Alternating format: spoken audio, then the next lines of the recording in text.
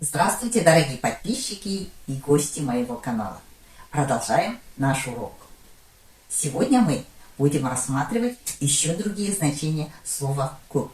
Слово «кук» в казахском языке несет много смысла.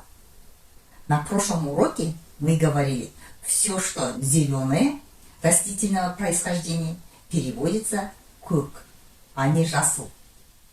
А сегодня мы будем рассматривать еще другие значения слова «кук». Во-первых, слово «кук» можно переводить как «сизый».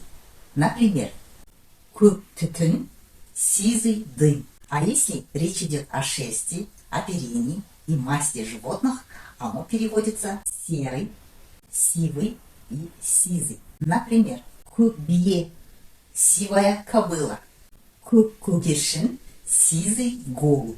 Кук исек – серый осел. А иногда слово кук встречается в составе словосочетаний. Тогда оно имеет совсем другое значение. Например, кук жалкау – настоящий лентяй. Кук мы – тупица, который ничего не соображает.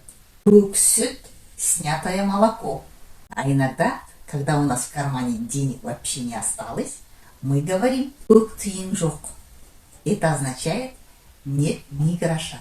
На этом мы сегодняшний урок завершаем. А в следующий раз мы будем рассматривать еще другие прилагательные. Поэтому не пропускайте уроки, подписывайтесь на канал и до следующей встречи.